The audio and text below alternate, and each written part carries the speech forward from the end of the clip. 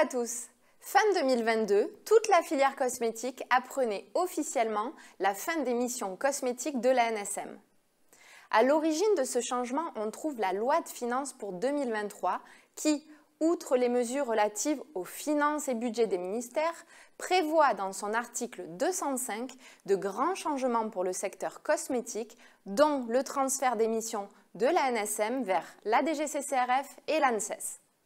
Alors pourquoi ce transfert? Ce sont les travaux menés par l'Inspection générale des affaires sociales et l'Inspection des finances qui ont scellé le sort de l'ANSM quant à ses missions cosmétiques. Deux raisons principales étaient évoquées.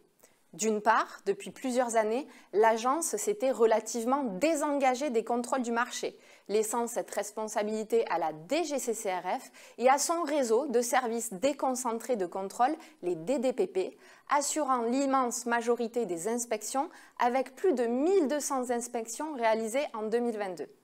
D'autre part, le dispositif de cosmétovigilance qui revenait à l'ANSM avait montré des limites. Alors c'est dans ce contexte que la réforme conduit à avoir comme unique autorité de surveillance du marché la DGCCRF et comme agence d'expertise l'ANSES, désormais seule autorité en charge de l'évaluation et de la vigilance des produits cosmétiques. Aucun impact direct sur les professionnels n'est à attendre.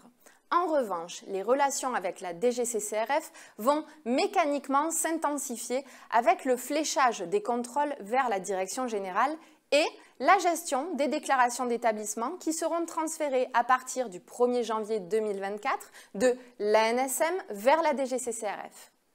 Il n'y aura pas, de votre part, une action quelconque à effectuer pour votre établissement.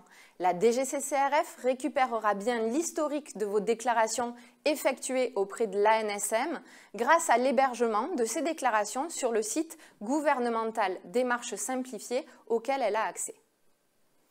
À l'occasion des rencontres réglementaires COSMED, Ambroise Pascal de la DGCCRF a détaillé les nouvelles missions de la DGCCRF, notamment la certification des BPF. Au-delà de cette mission de réception des déclarations, il est prévu de mettre en place une certification des bonnes pratiques de fabrication.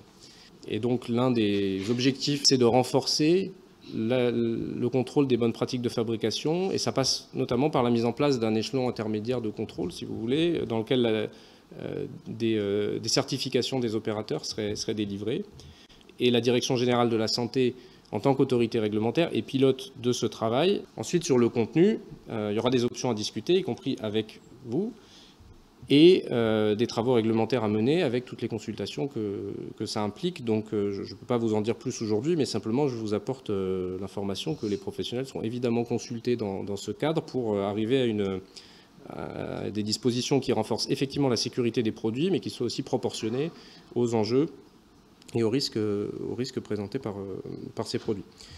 Concernant les relations des acteurs professionnels avec l'ANSES, elles seront forcément différentes de celles entretenues avec l'ANSM. En tant qu'agence nationale d'expertise des risques, indépendance et transparence sont les maîtres mots de l'ANSES. Ainsi, on peut supposer que les échanges avec l'industrie seront relativement encadrés.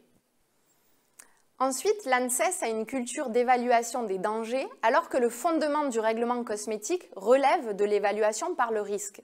Aussi, l'industrie espère que cette approche par le risque soit davantage prise en compte par l'ANSES.